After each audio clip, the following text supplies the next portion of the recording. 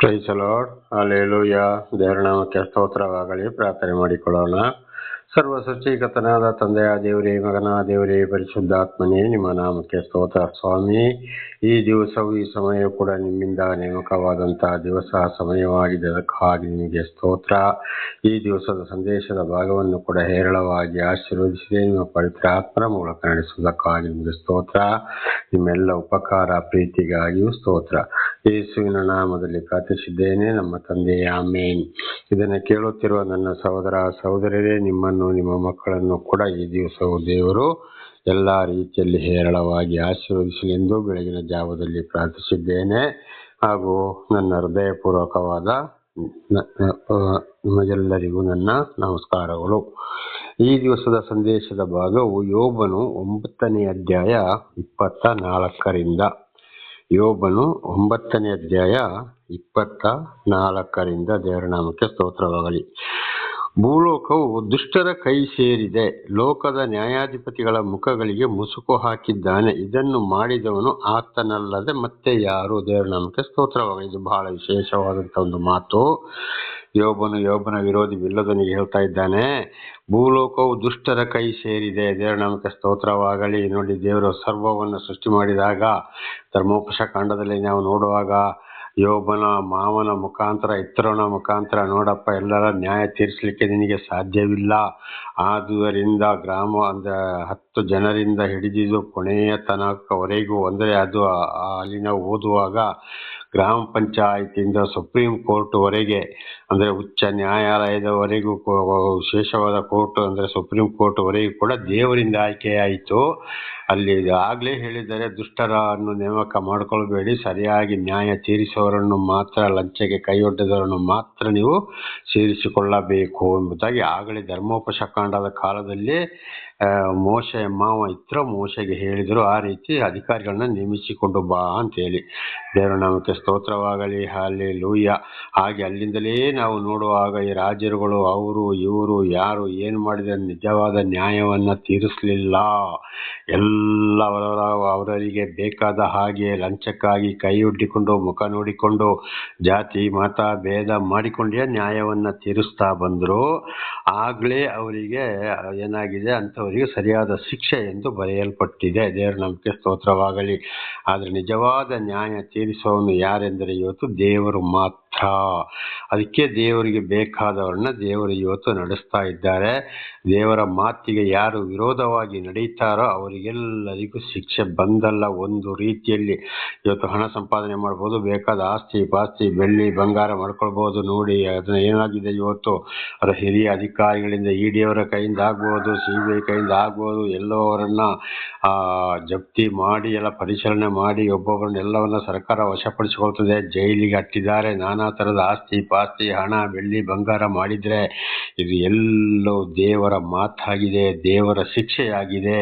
ಅದನ್ನೇ ನಾವು ತಿಳ್ಕೊಳ್ಬೇಕು. ಇನ್ನೊಬ್ಬರಿಗೆ ಅನ್ಯಾಯ ಮಾಡಿದರೆ ನಾನಾ ರೀತಿ ದೊಡ್ಡ ದೊಡ್ಡ ಕಾಯಿಲೆಗಳು ಬಂದು ಕಡೆಗೆ ಲಕ್ಷ ತಗೊಳ್ಳೋಗಿ ಆಸ್ಪತ್ರೆಗೆ ಹಾಕ್ತಾರೆ, ಆದರೂ ಗುಣವಾಗೋದಿಲ್ಲ. ಅಲ್ಲಿ ಕಾಯಿಲೆ ಕಸದಿಂದ ಕಡೆಗೆ ಸತ್ತೇ ಸಾಯ್ತಾರೆ. ಕೈ ಕಟ್ಟಾಗ್ತದೆ, ಕಾಲು ಕಟ್ಟಾಗ್ತದೆ, ಮರದ ಕೈ ಮರದ ಕಾಲುಗಳನ್ನ ಹಾಕೊಳ್ತಾರೆ, ನಡೆಯಕ್ಕೆ ಆಗೋದಿಲ್ಲ. ನಾನಾ ರೀತಿ ಶಿಕ್ಷೆಯನ್ನು ಅನುಭವಿಸ್ತಾರೆ. ಎಂತೆಂಥ ಕೋಟೇಶ್ವರರು ಕೂಡ, ಎಂತೆಂಥ ಮನೆಗಳೆಲ್ಲ, ಈಗ ಉದಾಹರಣೆಗೆ ಸುನಾಮಿ ಬರ್ತದೆ, ಚಂಡಮಾರುತ ಬರ್ತದೆ, ಬಿರುಗಾಳಿ ಬರ್ತದೆ, ಬೆಟ್ಟ ಜರಿತದೆ, ಬೆಂಕಿ ಬಿದ್ದು ಅಳಿದು ಹೋಗ್ತದೆ. ನಾನಾ ರೀತಿ ಶಿಕ್ಷೆಯನ್ನು ಇವತ್ತು ಎಲ್ಲ ಮಾಧ್ಯಮದ ಮೂಲಕ ಕೂಡ ನೋಡ್ತೇವೆ, ಕೇಳ್ತೇವೆ. ಒಂದೊಂದು ವಿಷಯವನ್ನು ಕಣ್ಣಾರೆ ಕೂಡ ನಾವು ಕಾಣ್ತೇವೆ. ಕಾರಣ, ಯಾರು ದೇವರ ವಾಕ್ಯಕ್ಕೆ ವಿರುದ್ಧವಾಗಿ ನಡೀತಾರೋ ಅವರಿಗೆಲ್ಲರಿಗೂ ಶಿಕ್ಷೆ. ಆದರೆ ಇಲ್ಲಿ ಯೋಬ ಹೇಳ್ತಾನೆ, ಭೂಲೋಕವು ದುಷ್ಟರ ಕೈ ಸೇರಿದೆ. ಇವತ್ತು ಭೂಲೋಕದಲ್ಲಿ ಸರಿಯಾಗಿ ನ್ಯಾಯ ತೀರಿಸೋರು ಯಾರಿದ್ದಾರೆ? ಯಾವುದೇ ಕೋರ್ಟು ಕಚೇರಿ ಆಗಲಿ, ಅಲ್ಲಿ ಕೂಡ ಇವತ್ತು ಜಡ್ಜಿಗಳು ಕೂಡ ಸುಪ್ರೀಂ ಕೋರ್ಟ್ ಅಂತ ಹೇಳುತ್ತದೆ. ನಮ್ಮ ಉದಾಹರಣೆಗೆ ಭಾರತ ದೇಶಕ್ಕೆ ದೊಡ್ಡ ಒಂದು ನ್ಯಾಯಾಲಯವಾಗಿದೆ ಸುಪ್ರೀಂ ಕೋರ್ಟು, ಆದರೆ ಶ್ರೇಷ್ಠ ನ್ಯಾಯಾಲಯ ಎಂಬುದಾಗಿ. ಅಲ್ಲಿ ಕೂಡ ಇವತ್ತು ಎಲ್ಲರೂ ಏನಾಗಿದ್ದಾರೆ, ಎಲ್ಲ ಲಂಚ ತಗೊಂಡು ಮುಖಕ್ಕೆ ನೋಡಿ ಎಲ್ಲವರೆಲ್ಲ ಅಂತೂ ಕೆಲವರು ಲಂಚವನ್ನು ತೆಗೆದು ನ್ಯಾಯ ತೀರಿಸುವಂಥ ಜಡ್ಜಿಗಳಾಗಿದ್ದಾರೆ. ಜಾಮೀನು ಸಿಕ್ಕಿದರೆ ಜಾಮೀನು ಕೊಡೋರಾಗಿದ್ದಾರೆ. ಅದೇ ರೀತಿ ಹಾಗೆ ರಾಜಕಾರಣಿಗಳಂತೂ ಬೇಡವೇ ಬೇಡ. ಇದು ಎಲ್ಲರಿಗೂ ಗೊತ್ತಿದೆ, ನಾವು ಹೇಳಬೇಕಾದ ಅವಶ್ಯಕತೆ ಇಲ್ಲ. ಯಾವ ಪಕ್ಷದವರೇ ಆಗಲಿ, ಯಾರೇ ಆಗಲಿ, ಪ್ರತಿಯೊಬ್ಬರು ಭೂಲೋಕದ ಕೊಳ್ಳೆ ಹೊಡೆದು ಹಣ ಸಂಪಾದನೆ ಮಾಡಿ ಇವತ್ತು ನಮ್ಮ ಭಾರತ, ಉದಾಹರಣೆಗೆ ನಮ್ಮ ಕರ್ನಾಟಕ ರಾಜ್ಯವನ್ನೇ ತೆಗೆದುಕೊಳ್ಳೋಣ, ಎಷ್ಟು ಸಾವಿರ ಲಕ್ಷ ಸಾವಿರ ಲಕ್ಷ ಅಲ್ಲ, ಎಷ್ಟೋ ಲಕ್ಷ ಲಕ್ಷ ಕೋಟಿ, ಸಾವಿರ ಲಕ್ಷ ಲೆಕ್ಕದಲ್ಲಿ ಇವತ್ತು ಸಾಲ ಮಾಡಿ ಇಟ್ಟಿದ್ದಾರೆ, ಜನಗಳ ಮೇಲೆ ಹಾಕಿದ್ದಾರೆ. ಬೇಕಾದ ಅಹಂಭಾವನ ಅವ್ರು ಮಾಡ್ಕೊಳ್ತಿದ್ದಾರೆ. ಒಬ್ಬೊಬ್ಬರ ಮನೆ ಎಷ್ಟೆಷ್ಟು ಕೋಟಿಗೆ ಬೆಲೆ ಬಾಳುವಂಥದ್ದು. ಇವತ್ತು ಒಂದು ಜನತಾ ಮನೆ ಕೊಡ್ಲಿಕ್ಕೆ ಅದಕ್ಕೂ ನ್ಯಾಯ ಮಾಡಿದ್ದಾರೆ, ಅದನ್ನು ಕೂಡ ಸರಿಯಾಗಿ ಕೊಡಿಸ್ತಾ ಇಲ್ಲ. ಮಕ್ಕಳಿಗೂ ಸರಿಯಾದ ವಿದ್ಯಾಭ್ಯಾಸ ಇಲ್ಲ, ಊರುಗಳಿಂದ ಹೋಗ್ಲಿಕ್ಕೆ ಬರ್ಲಿಕ್ಕೆ ಸರಿಯಾದ ದಾರಿ ಇಲ್ಲ. ಒಂದು ಹೊಳೆ ನದಿ ದಾಟ್ಲಿಕ್ಕೆ ಸ್ಕೂಲ್ ಮಕ್ಕಳಿಗೂ ದೊಡ್ಡವರಿಗೂ ಕೂಡ ಸತ್ತರನ್ನು ಸಮಾಧಿ ಮಾಡಲಿಕ್ಕೆ ಸ್ಥಳ ಇಲ್ಲ, ಬಡಬಗರಿಗೆ ಜೀವಿಸ್ಲಿಕ್ಕೆ ಆಗೋದಿಲ್ಲ. ನಾನಾ ರೀತಿಯಲ್ಲಿ ಇಡೀ ಲೋಕವು ಇವತ್ತು ದುಷ್ಟರ ಕೈ ಸೇರಿದೆ ಅಂತೇಳಿ ಯೋಬನ ಏನ್ ಮಾಡ್ತಾನೆ, ಬಿಲ್ಲದನಿಗೆ ಹೇಳ್ತಾ ಇದ್ದಾನೆ. ಅದು ಇವತ್ತು ನೆರವೇರಿದೆ, ನೆರವೇರುತ್ತಲೇ ಇದೆ. ಇದು ಪ್ರತಿಯೊಬ್ಬರಿಗೂ ಗೊತ್ತಿರುವ ಸಮಯ, ಗೊತ್ತಿರುವ ವಿಷಯಗಳು. ಲೋಕದ ನ್ಯಾಯಾಧಿಪತಿಗಳ ಮುಖಗಳಿಗೆ ಮುಸುಕು ಹಾಕಿದ್ದಾನೆ. ದೇವರ ನಾಮಕ ಸ್ತೋತ್ರವಾಗಲಿ. ಲೋಕದ ನ್ಯಾಯ ತೀರಿಸುವವರಿಗೆ, ಅವರಿಗೆ ಎಷ್ಟೇ ಹೇಳಿದ್ರು, ಅನ್ಯಾಯ ಮಾಡುವವರಿಗೆ ಎಷ್ಟೇ ಬುದ್ಧಿವಾದ ಹೇಳಿದ್ರು, ಏನೇ ದೇವರ ವಾಕ್ಯ ಹೇಳಿದ್ರು, ಮುಂದೆ ಶಿಕ್ಷೆ ಇದೆ ಅಂತ ಹೇಳಿದ್ರು, ಅದಲ್ಲದೆ ಹೆತ್ತ ತಂದೆಯ ದೋಷಫಲ 3-4 ಮಕ್ಕಳ ತಲೆಮಾರಿಗೆ ಇದೆ ಅಂತ ಹೇಳಿದ್ರು, ಅದಕ್ಕೆ ಸಾಕ್ಷಿ ಕೊಟ್ಟರು ಕೂಡ ತಾಯಿಯ ಪಾಪ ಅಳಿದು ಹೋಗದಿರಲಿ ಅಂತ ಹೇಳ್ತು. ಯೌವನದಲ್ಲಿ ದೇವರ ವಿಷಯವನ್ನ ತಿಳಿದಾಗ ಅವರು ಯೌವನದಲ್ಲಿ ಸರಿಯಾಗಿ ದೇವರಿಗೆ ವಿಧೇಯರಾಗದಿದ್ರೆ ಈ ರೀತಿ ಶಿಕ್ಷೆಗಳು ಬರುತ್ತವೆ ಎಂಬುದಾಗಿ ತಿಳಿಸಿದ್ರು ಕೂಡ ಅಲ್ಲಿ ಏನಾಗಿದೆ, ಅವರಿಗೆ ಅದು ಗೊತ್ತೇ ಇಲ್ಲ. ಉದಾಹರಣೆಗೆ ನ್ಯಾಯ ತೀರಿಸುವವರಿಗೆ ಅಧಿಕಾರಿಗಳು ಇರ್ಬೋದು, ಜಡ್ಜ್ಗಳು ಇರ್ಬೋದು, ಅವರಿಗೂ ವಿಷಯ ಗೊತ್ತಾದ್ರೂ ಕೂಡ ಅವ್ರು ದೇವರ ಬಳಿಗೆ ತಿರುಗ್ತಾರ ಇಲ್ಲ.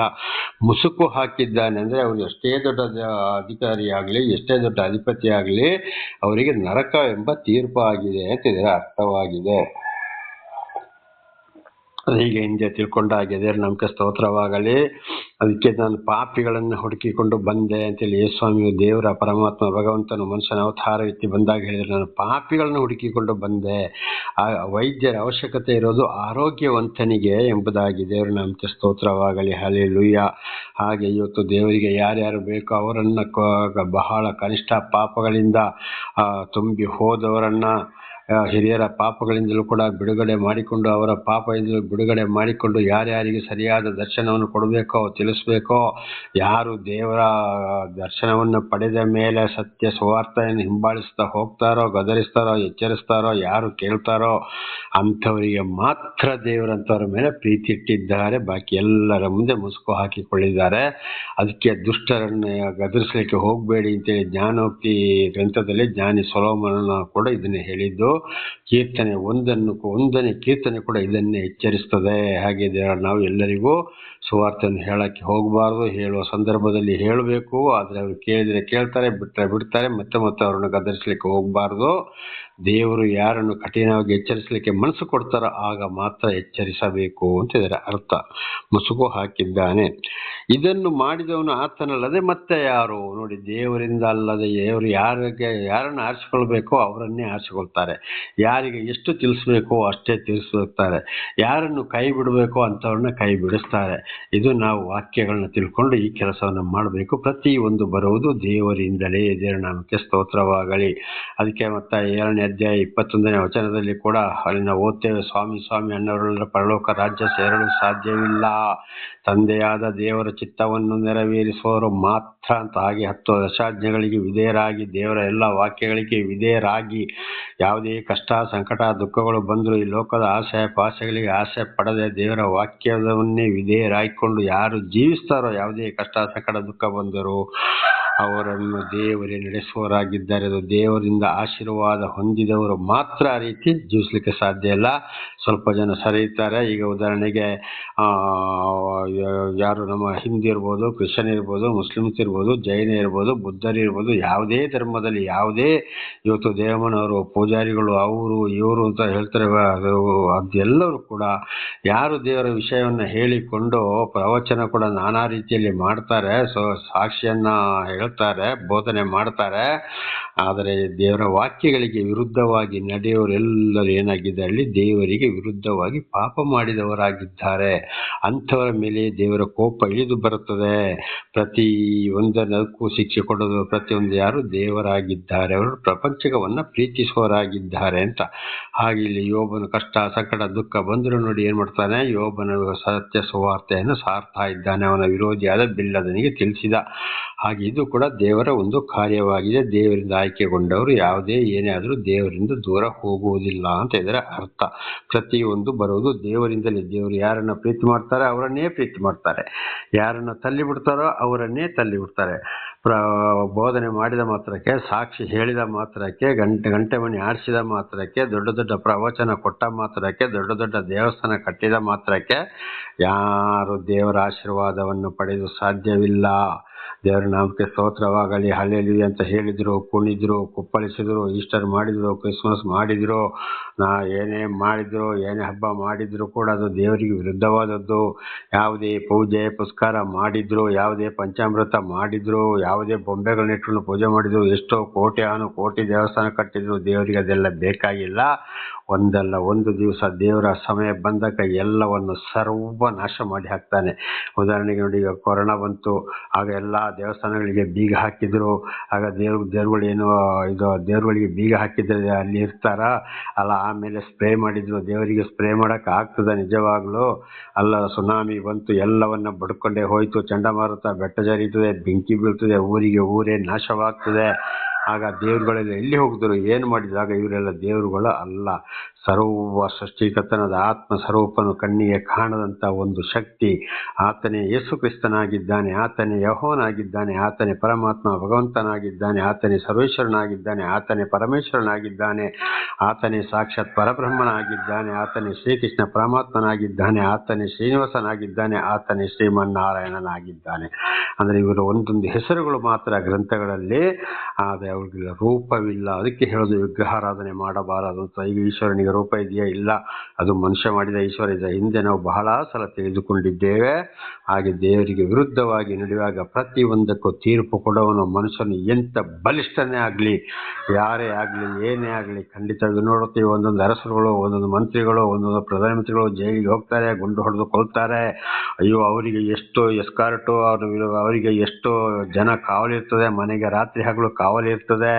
ಕಾರಣ ಯಾಕೆ? ಅವರು ಸರಿಯಾದ ಮನುಷ್ಯರಾಗಿದ್ದರೆ, ಯಾಕೆ ಸರಿಯಾದ ನ್ಯಾಯಾಧಿಪತಿಗಳವರು ಆಗಿದ್ದರೆ ಯಾಕೆ ಅವರಿಗೆ ಕಾವಲು ಬೇಕಾ? ಬೇಡವೇ ಬೇಡ. ಒಬ್ಬರೊಬ್ಬರೇ ಹೋಗ್ತಾರೆ, ಬರ್ತಾರೆ. ದೇವರ ನಾಮಕ್ಕೆ ಸ್ತೋತ್ರವಾಗಲಿ. ಇದನ್ನು ನೋಡಿ ನಾವು ತಿಳ್ಕೊಳ್ಬೇಕು. ಯೋಬ ಹೇಳಿದಾಗೆ ಭೂಲೋಕವು ದುಷ್ಟರ ಕೈ ಸೇರಿದೆ, ಲೋಕದ ನ್ಯಾಯಾಧಿಪತಿಗಳ ಮುಖಗಳಿಗೆ ಮುಸುಕು ಹಾಕಿದ್ದಾನೆ, ಇದನ್ನು ಮಾಡಿದವನು ಆತನಲ್ಲದೆ ಮತ್ತೆ ಯಾರು ಅಂತ. ಇದು ನಮ್ಮ ಜೀವಿತದಲ್ಲಿ ಕೂಡ ನಾವು ಇದನ್ನು ಬಹಳ ಚೆನ್ನಾಗಿ ಅರ್ಥ ಮಾಡಿಕೊಳ್ಳಬೇಕಾಗಿದೆ.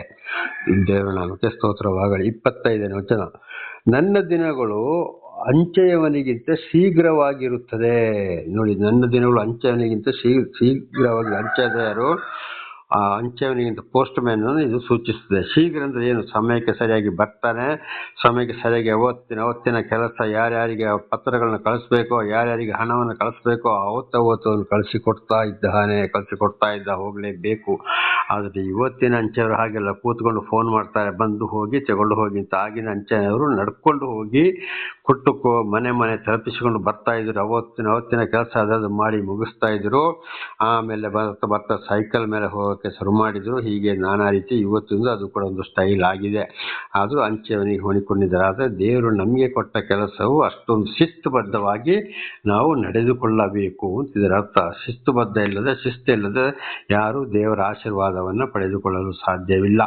2 ತಿಮೋತಿ 2ನೇ ಅಧ್ಯಾಯದಲ್ಲಿ ಅಪೊಸ್ತಲ ಪೌಲನು ತಿಮೋತಿಯರಿಗೆ ಅಲ್ಲಿ ಕೆಲವೊಂದು ಉದಾಹರಣೆಗಳನ್ನ ಕೊಡ್ತಾನೆ. ದೇವರ ಆಶೀರ್ವಾದ ಪಡೆದುಕೊಳ್ಳಬೇಕಾದ್ರೆ ಒಂದನೇದಾಗಿ ಆರ್ಮಿ ಅಂದ್ರೆ ಒಳ್ಳೆ ಸೈನಿಕ. ಅಲ್ಲಿಯೂ ಸೈನಿಕಗಳು ಮೊದಲು ಒಳ್ಳೆ ಸೈನಿಕರಿದ್ದರು, ಈಗ ಅದರಲ್ಲಿ ಕೂಡ ಕೆಟ್ಟು ಹೋಗಿ ತಪ್ಪಿ ಹೋಗಿ ವಿರೋಧವಾಗಿರುವ ಸೈನಿಕರು ಎಷ್ಟೇ ಇದ್ದಾರೆ. ಅದಕ್ಕೆ ಇದು ಒಳ್ಳೆ ಸೈನಿಕರು ಅಂತ ಒಂದು. ಇನ್ನೊಬ್ಬೊಂದು ರೈತನಿಗೆ ಹೋಲಿಕೆ, ಇನ್ನೊಂದೊಂದು ಕ್ರೀಡಾಪಟುಗೆ ಹೋಲಿಕೆ. ಈ ರೀತಿಯಲ್ಲಿ 3 ಹೋಲಿಕೆಯನ್ನು ಕೊಟ್ಟಿದ್ದಾನೆ ಶಿಸ್ತುಬದ್ಧ. ಹಾಗೆ ಯಾರಲ್ಲಿ ಶಿಸ್ತು ಇಲ್ಲವೋ, ಇದನ್ನು ಶಿಸ್ತು ಅಂದ್ರೆ ಏನು? ದೇವರ ವಾಕ್ಯಕ್ಕೆ ವಿಧೇಯರಾಗಿ ನಡೆಯುವಂಥದ್ದು. ಅವಿಧೇಯರಾಗಿ ನಡೆದಲ್ಲಿ ಆಶೀರ್ವಾದ ಪಡೆಯಲು ಸಾಧ್ಯವಿಲ್ಲ. ಅದಕ್ಕೆ ಇಲ್ಲಿ ಅಂಚೆಯವನ ಹೋಲಿಕೆಯಾಗಿದೆ. ದೇವರ ನಾಮಕ್ಕೆ ಸ್ತೋತ್ರ. ಯಾವ ಸುಖವನ್ನು ಕಾಣದೆ ಓಡಿ ಹೋಗುತ್ತದೆ. ದೇವರ ನಾಮಕ್ಕೆ ಸ್ತೋತ್ರವಾಗಲಿ. ಅಂಚೆಯವನಿಗೆ ಕಷ್ಟ, ಸಂಕಟ, ದುಃಖ ಏನಾದ್ರು ಇದೆಯೋ? ಇಲ್ಲ. ಒಂದು ಉದಾಹರಣೆಗೆ ಒಂದು ಟೆಲಿಗ್ರಾಮ್ ಬಂತು, ಆದರೆ ಈಗೆಲ್ಲ ಮೊಬೈಲ್ ಮೂಲಕ ಟೆಲಿಗ್ರಾಮೇ ನಾಪತ್ತೆಯಾಗಿದೆ. ಮೊದಲು ಟೆಲಿಗ್ರಾಮ್ ಬಂದ ತಕ್ಷಣ 1 ನಿಮಿಷ ತಡ ಮಾಡಿದ್ರೆ ಅದು ಎಲ್ಲಿಗೆ ತಲುಪಿಸ್ಬೇಕು ಅಲ್ಲಿಗೆ ತಲುಪಿಸ್ಲೇಬೇಕು, ಓಡಲೇಬೇಕು. ಅವನ ಮನೆಯಲ್ಲಿ ಸಾವಾಗಲಿ, ಯಾರೇ ಆಗಲಿ, ಏನೇ ಆಗಲಿ, ಎಂಥ ಕಷ್ಟಗಳಿರಲಿ, ತಲುಪಲೇಬೇಕು. ಹಾಗೆ ದೇವರು ಅವರವರಿಗೆ ಕೊಟ್ಟ ಕೆಲಸವನ್ನು ಆಯಾಯ ದಿವಸದವರು ಶಿಸ್ತುಬದ್ಧವಾಗಿ ಮಾಡಬೇಕು. ಇಂಥವರನ್ನು ದೇವರು ಆರಿಸಿಕೊಂಡಿದ್ದಾರೆ. ಅಂಥವರೇ ದೇವರನ್ನು ಕಾಣುವುದಂದ್ರೆ ದೇವರ ವಾಕ್ಯಕ್ಕೆ ಚಾಚು ತಪ್ಪದೆ ಜೀವಿಸುವವರು ಅಂತ ಇದರ ಅರ್ಥವಾಗಿದೆ. ದೇವರ ನಾಮಕ್ಕೆ ಸ್ತೋತ್ರವಾಗಲಿ. 6ನೇ ವಚನ. ಬೆಂಡಿನ ದೋಣಿಗಳು ದಾಟಿ ಹೋಗುವಂತೆಯೂ ಹದ್ದು ತನ್ನ ಬೇಟೆಯ ಮೇಲೆ ಎರಗುವಂತೆಯೂ ವೇಗವಾಗಿ ಗತಿಸಿ ಹೋಗುತ್ತದೆ. ಬೆಂಡಿನ ದೋಣಿಗಳು ದಾಟಿ ಹೋಗುವಂತೆಯೂ, ಬೆಂಡಿನ ದೋಣಿಗಳು ಅಂದರೆ ಏನಾಗ್ತದೆ, ಬೆಂಡಿನ ದೋಣಿಗಳು ಅಥವಾ ಯಾವುದೇ ಒಂದು, ಇವತ್ತು ಉದಾಹರಣೆಗೆ ಒಂದು ಪೇಪರ್ ದೋಣಿ ಮಾಡೋಣ, ಯಾವುದೇ ಒಂದು ಬೆಂಡಾಗಿರುವ ಚೆನ್ನಾಗಿಲ್ಲದ ದೋಣಿಗಳು ಏನಾಗ್ತವೆ, ದಾಟಿ ಹೋಗುವಂತೆಯೂ ಹದ್ದು ತನ್ನ ಬೇಟೆಯ ಮೇಲೆ ಎರಗುವಂತೆ ವೇಗವಾಗಿ ಗತಿಸಿ ಹೋಗುತ್ತದೆ. ಆದರೆ ನನ್ನ ದಿನಗಳು ಹಾಗೆ ಆಗ್ತಾ ಇವೆ. ಇವತ್ತು ದೇವರ ನಾಮಕ್ಕೆ ಸ್ತೋತ್ರವಾಗಲಿದೆ. ಯೋಬನು ಹೇಳ್ತಾ ಇದ್ದಾನೆ, ಯಾರಿಗೆ? ಅವನ ವಿರೋಧಿ ಬಿಲ್ಲದನಿಗೆ. ಬೆಂಡಿನ ದೋಣಿಗಳು ದಾಟಿ ಹೋಗುವಂತೆ. ಇವತ್ತು ಬೆಂಡಿನ ದೋಣಿ ನೀರ್ ಮೇಲೆ ದಾಟಿ ಹೋಗ್ಲಿಕ್ಕೆ ಆಗ್ತದಾ? ಆದರೆ ಹೋಗುತ್ತಲೇ ಇದೆ. ಹಾಗೆ ಎಂಥ ಕಷ್ಟ, ಸಂಕಟ, ದುಃಖಗಳು ಬಂದರೂ ಕೂಡ ನನ್ನ ದಿವಸಗಳು ಮುಂದೆ ಸಾಗ್ತಾ ಇವೆ ಅಂತ ಯೋಬ ಹೇಳಿದ್ದು.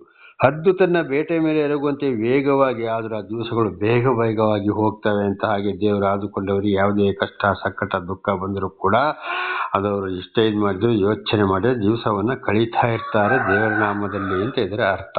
27.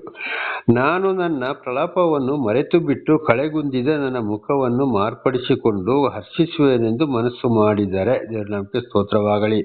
ನೋಡಿ, ಅವನಿಗೆ ಒಬ್ಬ ಮತ್ತು ಮನಸ್ಸನ್ನು ಏನ್ ಮಾಡ್ತಾ ಇದ್ದಾನೆ, ನಾನು ನನ್ನ ಪ್ರಲಾಪವನ್ನು ಮರೆತು ಬಿಟ್ಟು, ಯಾವುದೇ ಕಷ್ಟ, ಸಂಕಟ, ದುಃಖ ಬಂದ್ರೆ ನಾನು ಮರೆತು ಬಿಡ್ತಾ ಇದ್ದೀನಿ ಅಂದ್ರೆ ಮರೆತುಕೊಂಡೇ ಇದ್ದ. ಇದು ನಮ್ಮ ಜೀವಿತದಲ್ಲಿ ಕೂಡ ಹಾಗೆ ಆಗಬೇಕು. ಕಳೆಗುಂದಿದ ನನ್ನ ಮುಖವನ್ನು ಮಾರ್ಪಡಿಸಿಕೊಂಡು, ಯೋಬನ ಮುಖ ಕಳೆಗುಂದಿತ್ತು, ಆದ್ರೂ ಅಯ್ಯೋ ನನ್ನ ಮುಖ ಚೆನ್ನಾಗಿದೆ, ಈ ರೀತಿ ಆಯ್ತಲ್ಲ, ಹೇಸಿಗೆ ಆಯ್ತಲ್ಲ ಅಂತ ಯೋಚನೆ ಮಾಡ್ತಾ ಇತ್ತಿಲ್ಲ. ದೇವರಲ್ಲಿ ಭರವಸೆ ಇಟ್ಟ, ದೇವರ ಮೇಲೆ ನಂಬಿಕೆ ಇಟ್ಟ, ದೇವರ ಮೇಲೆ ಗುರಿ ಇಟ್ಟ. ಇದು ನಮ್ಮ ಜೀವಿತದಲ್ಲಿ ಕೂಡ ಹರ್ಷಿಸುವೆನೆಂದು ಮನಸ್ಸು ಮಾಡಿದರೆ ಖಂಡಿತವಾಗಿ ನಾವು ಕೂಡ ಆ ರೀತಿ ಮನಸ್ಸು ಮಾಡಲೇಬೇಕು. ಒಂದು ವೇಳೆ ಈ ರೀತಿ ಆದರೆ ಯೋಬ ಆ ರೀತಿ ಮಾಡಿದ. 28. ನನ್ನ ಎಲ್ಲ ಸಂಕಟಗಳಿಂದ ನನಗೆ ಭಯ ಉಂಟಾಗುತ್ತದೆ. ನಮಗೆ ಸ್ತೋತ್ರವಾಗಲಿ. ಆದ್ರೆ ಅವನು ಏನ್ ಮಾಡ್ತಿದ್ದ ಯೋಬ, ನೋಡಿ, ನಾನು ಇಂಥ ಕಷ್ಟ, ಸಂಕಟ, ದುಃಖವನ್ನು ಮರೆತು ಬಿಡಬೇಕು, ಕಳೆಗುಂದಿದ ನನ್ನ ಮುಖವನ್ನು ನಾನು ಬೇರೆ ಮಾಡಿಕೊಳ್ಬೇಕು, ಈ ರೀತಿ ನಾನು ಇರಬಾರ್ದು ಮನಸ್ಸು ಮಾಡಿದ್ರು ನನ್ನ ಎಲ್ಲಾ ಸಂಕಟಗಳಿಂದ ನನಗೆ ಭಯ ಉಂಟಾಗ್ತದೆ. ಆದ್ರೂ ಅವನಿಗೆ ಯೋಚನೆ ಬರ್ತಾ ಇತ್ತು, ಅಯ್ಯೋ ಯಾಕಪ್ಪ ಹೀಗಾಯ್ತು, ಏನಾಯ್ತು ಮುಂದೆ, ಅಲ್ಲಿ ಈಗ ಏನಾಗ್ತಾ ಇದೆ, ಮುಂದೆ ಏನಾಗ್ತದೆ ಅಂತ. ಇದು ಸಹಜ ಮನುಷ್ಯರಲ್ಲಿ ಬರುವಂಥದ್ದು. ಇದು ನಮ್ಮ ಮನಸ್ಸಲ್ಲಿ ಕೂಡ ಅದು ಬಂದೇ ಬರ್ತದೆ. ಉದಾಹರಣೆಗೆ ನನಗೂ ಕೂಡ ಈ ರೀತಿ ಆಗಿ ಹೋಗಿದೆ. ಸರಿ, ನೀನು ನನ್ನನ್ನು ನಿರ್ದೋಷಿಯಿಂದ ಎನಿಸುವುದಿಲ್ಲವೆಂದು ತಿಳಿದುಕೊಳ್ಳುತ್ತೇನೆ. ಆದರೂ ದೇವರಲ್ಲಿ ಭರವಸಿಟ್ಟ ಯಾರೋ ಯೋಬ. ನೀನು ನನ್ನನ್ನು ಅಂದ್ರೆ ದೇವರಿಗೆ ಹೇಳ್ತಾ ಇದ್ದಾನೆ, ನನ್ನನ್ನು ನೀನು ನಿರ್ದೋಷಿಯಿಂದ ಎನಿಸುವುದಿಲ್ಲ. ಯಾವುದೇ ಕಷ್ಟ, ಸಂಕಟ, ದುಃಖ ಬಂದರೂ ಖಂಡಿತವಾಗಿ ನಾನು ತಪ್ಪಿತಸ್ಥನಾಗಿ ನೀನು ಯೋಚನೆ ಮಾಡುವುದಿಲ್ಲ ಅಂತ. ಯಾಕೆಂದ್ರೆ ಯೋಬ ಫಸ್ಟಿಂದಲೇ ತಪ್ಪಿತಸ್ಥನಾಗಿಲ್ಲ, ದೇವರನ್ನು ಮರೆತಿಲ್ಲ. ಕಷ್ಟ, ಸಂಕಟ, ದುಃಖ ಬಂದರೂ ಹೆಂಡತಿಗೆ ಹೇಳಿದ ಹಾಗೆ, ದೇವರು ಕೊಟ್ಟು ದೇವರು ತಗೊಂಡ, ನೀನು ಮೂರ್ಖಳಂತೆ ಯಾಕೆ ಮಾತಾಡ್ತೀಯ ಅಂತ ಹೆಂಡತಿಯನ್ನೇ ಗದರಿಸಿದ. ಏನೂ ತಪ್ಪು ಮಾಡಲಿಲ್ಲ. 7 ಗಂಡು ಮಕ್ಕಳು ದಿವಸಕ್ಕೆ ಒಬ್ಬೊಬ್ಬರ ಮೇಲೆ ಔತಣ ಊಟ ಮಾರ್ಪಟ್ಟಿದಾಗ, ಅವರ ತಂಗಿಯನ್ನ ಕರೆಸಿಕೊಂಡವರು ಔತಣ ಮಾಡಿದಾಗ, ಅಯ್ಯೋ ಮಕ್ಕಳು ತಪ್ಪು ಮಾಡ್ತಾ ಇದ್ದಾರೆ ಅಂತೇಳಿ ಮಕ್ಕಳಿಗೆ ಹೋಗಿ ಯಜ್ಞವನ್ನು ಅರ್ಪಿಸ್ತಿದ್ದ. ನೋಡಿ, ಅಂತ ಏನೂ ಒಂದು ನೀತಿ ಇಲ್ಲದ, ಒಂದು ನಿರ್ದೋಷಿ ಆಗ್ಲಿಲ್ಲ, ಅನೀತಿ ಇಲ್ಲ. ಯಾವುದೇ ಕಾರಣಕ್ಕೂ ದೇವರ ದೃಷ್ಟಿಯಲ್ಲಿ ಅವನು ಅನೀತಿವಂತನಾಗ್ಲಿಲ್ಲ, ನಿರ್ದೋಷಿ ಆಗ್ಲಿಲ್ಲ, ಪರಿಶುದ್ಧನಾಗಿದ್ದ ಇವನು. ಆಗ ಯೋಬ ಏನಾಗಿದೆ, ನಿಜವಾಗಿ ದೇವರಿಂದ ಆಯ್ಕೆಗೊಂಡವನಾಗಿದ್ದಾನೆ. ಆದ್ದರಿಂದ ಎಲ್ಲವನ್ನ ಕಳೆದುಕೊಂಡ್ರು ಕೂಡ ಅವನ ಯಥಾರ್ಥವನ್ನ ಅವನು ಬಿಡ್ಲಿಲ್ಲ. ಹಾಗೆ ಇವತ್ತು ದೇವರು ಯಾರನ್ನ ಆದುಕೊಳ್ತಾರೋ ಅಂತ ಕಷ್ಟ, ಸಂಕಟ, ದುಃಖ ಬಂದರೂ ಯೋಬನ ಹಾಗೆ ಪರಿಶುದ್ಧವಾಗಿ ದೇವರ ಮೇಲೆ ಪೂರ್ತಿ ಭಯ ಇಟ್ಟು ಮುಂದೆ ಜೀವಿಸುವವರಾಗಿದ್ದಾರೆ. ಆದ್ರೆ ದಾವೀದರಸರನ್ನು ಕೂಡ ಆರಿಸಿಕೊಂಡಾಗ ಅಂಥವರನ್ನು ತನ್ನ ತಾಯಿ ಗರ್ಭದಲ್ಲೇ ದ್ರೋಹಿತಲ್ಲಿ ತಪ್ಪು ಮಾಡಿದರು.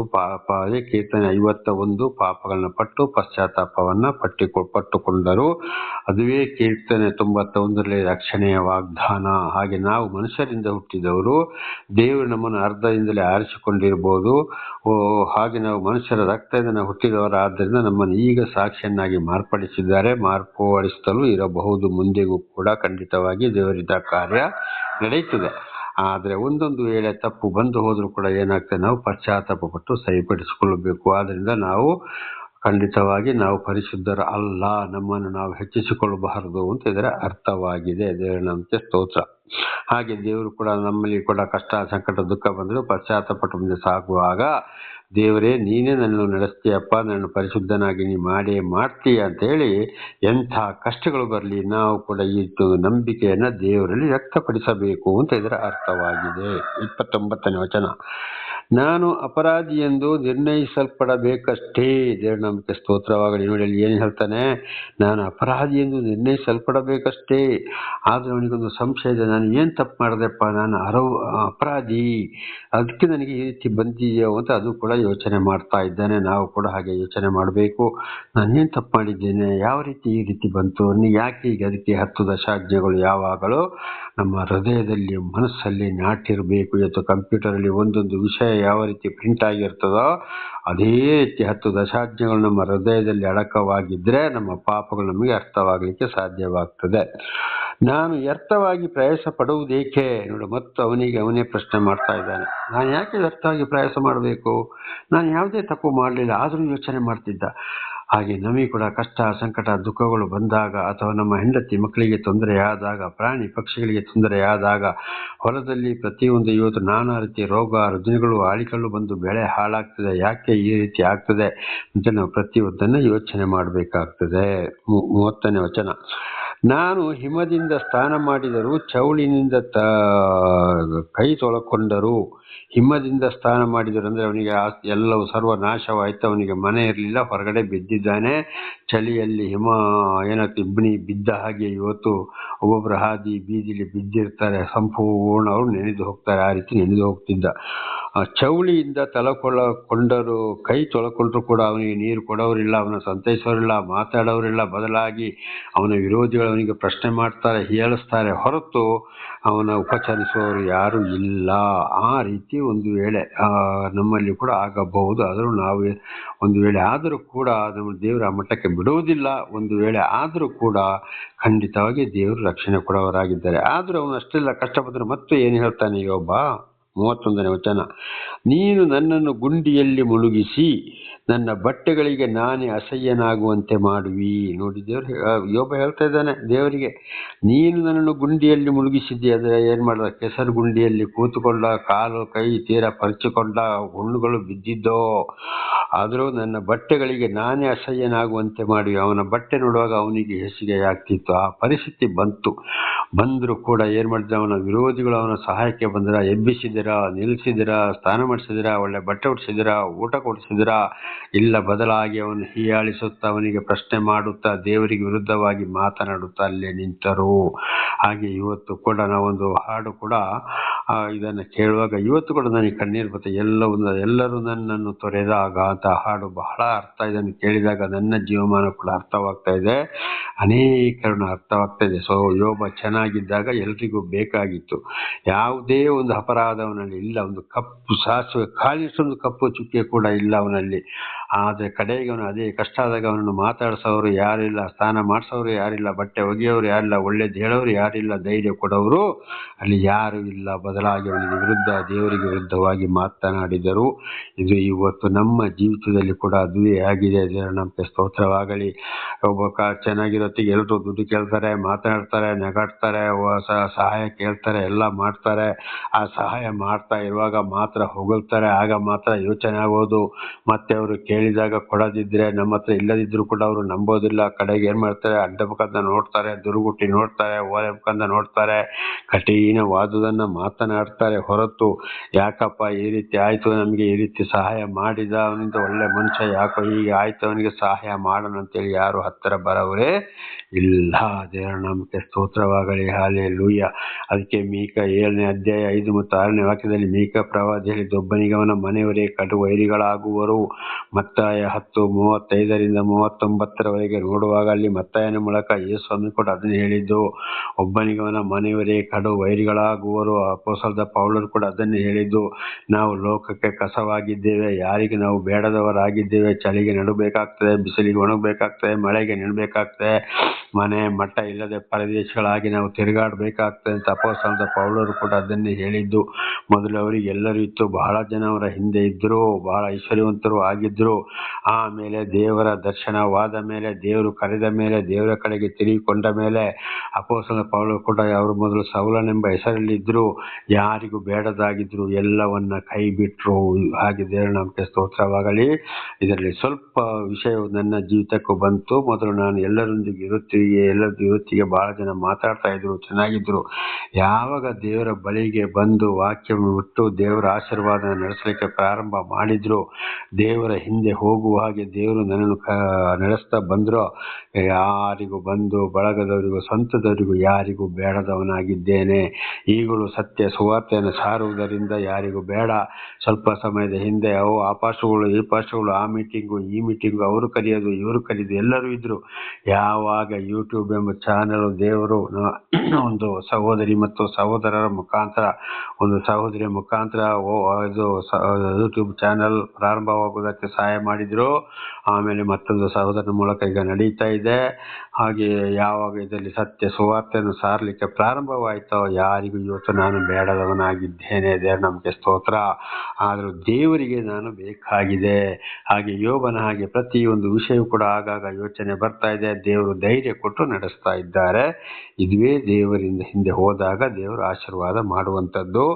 ಯಾರನ್ನು ಬೇಕು ಅವರನ್ನೇ ದೇವರು ಆರಿಸಿಕೊಳ್ತಾರೆ. ಹಾಗೆ ಹೇಳಿದ ಯೋಬನಿಗೆ ಏನಾಯಿತು, ಗುಂಡಿಯಲ್ಲಿ ಮುಳುಗಿಸಿದನ ಬಟ್ಟೆಗಳಿಗೆ ನಾನು ಅಸಹ್ಯ ಆಗುವಂತೆ ಮಾಡುವಿ. ನೋಡಿ ಏನಾಯ್ತಲ್ಲಿ ಈ ರೀತಿ ಕಾರಣ ಯಾಕೆ, ಆಗ ಯೋಬನಿಗೆ ಯಾಕೆ ಕಷ್ಟಗಳು ಬಂತು ಅಂತ ಮೊನ್ನೆ ಎಲ್ಲ ನಾವು ಇದನ್ನು ತಿಳಿದುಕೊಂಡಿದ್ದೇವೆ. ಆದರೆ ಸೈತಾನನಿಗೆ ಅಲ್ಲಿ ಸೋಲಾಗಬೇಕು, ಸೈತಾನ ಮೂಲಕ ಕೆಲಸ ನಡಿಬೇಕು. ಯೋಬನು ಇನ್ನೂ ದೇವರನ್ನು ಚೆನ್ನಾಗಿ ಅರಿತುಕೊಳ್ಳಬೇಕು, ಬಲ ಇದ್ದವನಾಗಬೇಕು. ಆಮೇಲೆ ಅವನ ವಿರೋಧಿಗಳಾದ ಸ್ನೇಹಿತರಿಗೂ ಕೂಡ ದೇವರು ಅರ್ಥ ಆಗಬೇಕು, ಅವನ ಹೆಂಡತಿಗೂ ಕೂಡ ಅರ್ಥ ಆಗಬೇಕು, ಇಡೀ ಊರೇ ಸಾಕ್ಷಿ ಆಗಬೇಕು ಅಂತ ಒಂದು ಕಾರ್ಯವನ್ನ ಯೋಬನಲ್ಲಿ ಮಾಡಬೇಕಾಗಿ ಈ ರೀತಿ ಎಲ್ಲ ಬಂತು. ಆದ್ರೆ ದೇವರು ಕೈ ಬಿಡುವವನು ಅಲ್ಲ. ದೇವರಿಂದ ಆಯ್ಕೆಗೊಂಡರೆ ದೇವರು ನಮಗೆ ಸ್ತೋತ್ರ. ಹಾಗೆ ಒಂದೊಂದ್ಸಲ ಅವರು ಹಾಕುವ ಬಟ್ಟೆ ಅವರಿಗೆ ಅಸಹ್ಯವಾಗುವಂತೆ ಕೂಡ ಮಾಡಬಹುದು. ಆದರೂ ಖಂಡಿತವಾಗಿ ಅಂಥವ್ರನ್ನ ಹೀಯಾಳಿಸಬಾರದು. ಇದರಲ್ಲಿ ನಾವು ಬಹಳ ಅರ್ಥ ಮಾಡಿಕೊಳ್ಳಬೇಕಾಗಿದೆ. 32ನೇ ವಚನ, ನಾನು ನನ್ನಂಥವನಲ್ಲ, ಮನುಷ್ಯನಲ್ಲ, ನಾನು ಆತನೊಂದಿಗೆ ವಾದಿಸುವುದು ಹೇಗೆ? ಆದ್ರೂ ನೋಡಿ ಒಬ್ಬ ಎಂಥ ಒಂದು ಪ್ರೀತಿ ಇರ್ತಾನೆ. ನನ್ನಂಥವನಲ್ಲ, ಮನುಷ್ಯನಲ್ಲ. ನಾನು ಮನುಷ್ಯನಾಗಿದ್ರೆ ಖಂಡಿತವಾಗಿ ನನಗೆ ಯಾಕೆ ಈ ರೀತಿ ಆಗಬೇಕಿತ್ತು? ನಾನು ಆತನೊಂದಿಗೆ ವಾದಿಸುವುದು ಹೇಗೆ? ಯಾಕೆಂದ್ರೆ ನಾನು ಮನುಷ್ಯನಾಗಿದ್ದು ಅಂತ ಆಸ್ತಿ ಪಾಸ್ತಿ ಎಲ್ಲವಿತ್ತು, ಈಗ ಏನು ಇಲ್ಲದವನಾಗಿ ಈ ರೀತಿ ಇದ್ದೇನೆ. ಆತನು ನನ್ನಂಥವನಲ್ಲ. ಯಾರಿಗೆ? ದೇವರಿಗೆ ಹೇಳ್ತಾ ಇದ್ದಾನೆ. ದೇವರು ನನ್ನಂಥವನಲ್ಲಪ್ಪ. ದೇವರು ಪರಿಶುದ್ಧನಾದ ದೇವರು, ಎಲ್ಲದಕ್ಕೂ ಒಳ್ಳೇದು ಮಾಡೋನು, ತೀರ್ಪು ಕೊಡೋನು ಅಂತ ದೇವರನ್ನು ಮತ್ತು ದೇವರ ಮೇಲೆ ಭಯ ಭಕ್ತಿ ಪ್ರೀತಿಯನ್ನು ವ್ಯಕ್ತಪಡಿಸ್ತಾನೆ. ಇದು ನಮ್ಮ ಜೀವಿತದಲ್ಲಿ ಹಾಗೆ ಇರಬೇಕು. ಮನುಷ್ಯನಲ್ಲ. ಯಾರು? ದೇವರು ಮನುಷ್ಯನಲ್ಲ. ದೇವರು ಪರಿಶುದ್ಧನು. ಆದರೆ ಮನುಷ್ಯನ ಅವತಾರವೆತ್ತಿ ಭೂಲೋಕಕ್ಕೆ ಬಂದ ಅಂತ ಅಷ್ಟೇ ಅಲ್ಲದೆ ದೇವರು ಮನುಷ್ಯನಲ್ಲ, ಆತ್ಮ ಸ್ವರೂಪನು. ದೇವರು ಕಣ್ಣಿಗೆ ಕಾಣದಂತ ಒಂದು ಶಕ್ತಿ, ಪರಿಶುದ್ಧನಾಗಿದ್ದಾನೆ ಅಂತ ಇದು ನಮ್ಮ ಜೀವಿತದಲ್ಲಿ ಕೂಡ ನಂಬಿಕೆ ಇರಬೇಕು. ಕಷ್ಟಗಳು ಬಂದಾಗ ನಾನು ಆತನೊಂದಿಗೆ ವಾದಿಸುವುದು ಹೇಗೆ ಅಂತ ಯೋಬನೇ ಪ್ರಶ್ನೆ ಮಾಡ್ತಾ ಇದ್ದಾನೆ. ಖಂಡಿತವಾಗಿ ದೇವರಲ್ಲಿ ನಾವು ಇದು ವಾದಿಸಲಿಕ್ಕೆ ಸಾಧ್ಯವಿಲ್ಲ. ದೇವರು ಕೊಟ್ಟ ದೇವರೇ ತಗೊಂಡ ಅಂತೇಳಿ ನಮ್ಮ ಜೀವಿತ ಕೂಡ ಇದೇ ರೀತಿ ದೇವರಲ್ಲಿ ನಾವು ಆತುಕೊಳ್ಬೇಕಾಗಿದೆ, ಸ್ಥಿರವಾಗಿ ನಾವು ಇರಬೇಕಾಗಿದೆ. ಕೆಲವರು ಹಾಗೆಲ್ಲ ಕಷ್ಟ ಬಂದಾಗ ದೇವರನ್ನು ಬಿಟ್ಟು ಬಹಳ ದೂರ ಹೋಗ್ತಾರೆ. ಯಾಕೆ ಈ ರೀತಿ ಬಂತು ಅಂತೇಳಿ. ಆದರೆ ಯೋಬ ಹಾಗೆ ಮಾಡಲಿಲ್ಲ. ನಮ್ಮ ಮನಸ್ಸು ಕೂಡ ಯೋಬನ ಹಾಗೆ ಅಲ್ಲಿ ಇರಬೇಕಾಗಿದೆ. ದೇವರ ನಾಮಕ್ಕೆ ಸ್ತೋತ್ರವಾಗಲಿ. ಹಲ್ಲೆಲೂಯಾ. ಯಾವಾಗಲೂ ವಾದ ಮಾಡಕ್ಕೆ ಹೋಗಬಾರ್ದು. ನಾವಿಬ್ಬರು ನ್ಯಾಯಸ್ಥಾನದ ಮುಂದೆ ಕೂಡುವುದು ಹೇಗೆ? ನೋಡಿ ಯೋಬ ದೇವರ ಹತ್ರ ಅಲ್ಲಿ ಯೋಬ ಹೇಳ್ತಾ ಇದ್ದಾನೆ, ದೇವರು ಮತ್ತು ನಾನು ಹೇಗೆ ನ್ಯಾಯಸ್ಥಾನದ ಮುಂದೆ ಅಲ್ಲಿ ಕೂಡುವುದು? ಆತನು ಪರಿಶುದ್ಧ, ನಾನು ಮನುಷ್ಯನಲ್ಲ, ನನ್ನ ಹಾಗೆ ಆತನಲ್ಲ, ಆತನಲ್ಲಿ ವಾದ ಮಾಡೋಕ್ಕಾಗುವುದಿಲ್ಲ. ದೇವರ ಮುಂದೆ ನಾನು ನ್ಯಾಯ ಕೊಡೋದಕ್ಕಾಗ್ತದೋ ಅಂತ ಹಾಗೆ ನಾವು ಕೂಡ ಯೋಚನೆ ಮಾಡಿಕೊಳ್ಬೇಕಾಗ್ತದೆ. ಯಾವುದೇ ರೀತಿ ಕಷ್ಟ ಸಂಕಟ ದುಃಖ ಬಂದರೂ ಕೂಡ ದೇವರೊಂದಿಗೆ ನಾವು ವಾದ ಮಾಡಬಾರ್ದು, ಮನಸ್ಸಲ್ಲಿ ಕೂಡ ಯೋಚನೆ ಮಾಡಬಾರ್ದು. ದೇವರೊಂದಿಗೆ ಖಂಡಿತವಾಗಿ ದೇವರ ಆತನೊಂದಿಗೆ ನನ್ನನ್ನು ಕೂತುಕೊಳಿಸ್ತಾನೆ ಅಂತ. ಆದ್ರೂ ನಾವು ಕೂತ್ಕೊಳ್ಳೋದು ಹೇಗೆ ಅಪ್ಪ ಅಂತೇಳಿ ನಾವು ಏನು ಮಾಡಬೇಕಲ್ಲಿ ದೇವರಲ್ಲಿ ಪ್ರಾರ್ಥಿಸಬೇಕು, ಪಶ್ಚಾತ್ತಾಪ ಪಡಬೇಕು ಅಂತ ಇದರ ಅರ್ಥ. ನಮಗೆ ನಾವೇ ಪ್ರಶ್ನೆ ಮಾಡಿಕೊಳ್ಬೇಕು ಅಂತ ಇದರ ಅರ್ಥ. 33ನೇ ವಚನ, ನಮ್ಮಿಬ್ಬರ ಮೇಲೆ ಕೈಯಿಡುವವನಾಗಿಯೂ ಮಧ್ಯಸ್ಥನಾಗಿಯೂ ಇರುವ ನ್ಯಾಯಾಧಿಪತಿಯು ಯಾರೂ ಇಲ್ಲ. ನೋಡಿ ಏನ್ ಹೇಳ್ತಾನೆ, ನನ್ನ ಮೇಲೆ ಮತ್ತು ದೇವರ ಮೇಲೆ ಕೈ ಇಡುವವನು ಮಧ್ಯಸ್ಥನಾಗಿಯೂ ಇರುವ ನ್ಯಾಯಾಧಿಪತಿ ಲೋಕದಲ್ಲಿ ಯಾರು ಇಲ್ಲ. ಆದ್ರೂ ನಾನು ಸೋಲುವುದಿಲ್ಲ, ಗೆಲ್ತಾನೆ. ದೇವರು ನನ್ನ ಮೇಲೆ ನ್ಯಾಯ ತೀರಿಸ್ತಾರೆ, ನನ್ನನ್ನು ಉದ್ಧಾರ ಮಾಡ್ತಾನೆ, ಒಳ್ಳೇದು ಮಾಡ್ತಾನೆ ಅಂತ ಒಂದು ಭರವಸೆಯಲ್ಲಿ ಕಾಡ್ತಾ ಇದೆ. ಯಾರಿಗೆ? ಯೋಬನಿಗೆ. ಹಾಗೆ ದೇವರ ಮೇಲೆಯೂ ನನ್ನ ಮೇಲೆಯೂ ಯಾವ ನ್ಯಾಯಾಧಿಪತಿ ಇಲ್ಲ. ನಮ್ಮ ಇಬ್ಬರನ್ನು ಅಲ್ಲಾಡಿಸೋರು ಯಾರು ಇಲ್ಲ. ಇವತ್ತು ಕಷ್ಟ, ನಾಳೆ ಖಂಡಿತವಾಗಿ ದೇವರು ನನ್ನನ್ನು ಒಳ್ಳೇದು ಮಾಡ್ತಾರೆ ಅಂತ ಒಂದು ಭರವಸೆಯಲ್ಲಿ ಯೋಬ ಇದ್ದ. ಕಡೆಗೆ ನೋಡುವಾಗ 42ನೇ ಅಧ್ಯಾಯದಲ್ಲಿ ನೋಡುವಾಗ ದೇವರು ಅವನು ಎಲ್ಲವನ್ನು ಆಶೀರ್ವಾದ ಮಾಡಿದ್ರು. ಇದು ಮುಂದೆ ನಾವು ತಿಳ್ಕೊಳ್ಬಹುದು. ದೇವರ ನಾಮಕ್ಕೆ ಸ್ತೋತ್ರವಾಗಲಿ. ನಾಳೆಗೂ ಮುಂದುವರಿಯುತ್ತದೆ. ಪ್ರಾರ್ಥನೆ ಮಾಡಿಕೊಳ್ಳೋಣ. ಸರ್ವ ಸೃಷ್ಟಿಕರ್ತನ ತಂದೆಯ ದೇವರೇ, ಮಗನ ದೇವರೇ, ಪರಿಶುದ್ಧಾತ್ಮನೇ, ನಿಮ್ಮ ನಾಮಕ್ಕೆ ಸ್ತೋತ್ರ ಸ್ವಾಮಿ. ಇವತ್ತಿನ ಒಂದು ಸಂದೇಶವನ್ನು ನನ್ನ ಸಹೋದರ ಸಹೋದರಿ ನೀವು ತಿಳಿಯಪಡಿಸಿದ್ದಕ್ಕಾಗಿ ಸ್ತೋತ್ರ. ಅವರು ಕೂಡ ಯಾವುದೇ ಕಷ್ಟ, ಸಂಕಟ, ದುಃಖಗಳು ಬಂದರೂ ಕೂಡ ಯೋಬನ ಹಾಗೆ ಸಂಪೂರ್ಣ ನಿಮ್ಮಲ್ಲಿ ವಿಶ್ವಾಸವಿಟ್ಟು ಜೀವಿಸುವಂತಾಗಲಿ ಸ್ವಾಮಿ. ಹಾಗೆ ಯಾವುದೇ ಏನೇ ಇದ್ದರೂ ನಿಮ್ಮ ಪ್ರೀತಿ ಇಲ್ಲದೆ ಯಾರು ಆ ರೀತಿ ಜೀವಿಸಲು ಸಾಧ್ಯವಿಲ್ಲ. ಯೋಬನ ಜೀವಿತದಲ್ಲಿ ಯಾವ ರೀತಿ ನಡೆಸ್ತಾ ಬಂದಿರುವುದಕ್ಕಾಗಿ ಸ್ತೋತ್ರ. ಹಾಗೆ ನೀವು ಆರಿಸಿಕೊಂಡವರನ್ನು ಕೂಡ ಇದೇ ರೀತಿ ಆಶೀರ್ವಾದ ಮಾಡುವುದಕ್ಕಾಗಿ ಸ್ತೋತ್ರ. ನಿಮ್ಮ ಪ್ರೀತಿ ಸಹಾಯ ಇಲ್ಲದೆ ಯಾರು ಆ ರೀತಿಯಲ್ಲಿ ಜೀವಿಸಲು ಸಾಧ್ಯವಿಲ್ಲ. ನಿಮ್ಮೆಲ್ಲ ಉಪಕಾರಗಳಿಗಾಗಿ ಕೃತಜ್ಞತಾ ವಂದನೆಗಳು.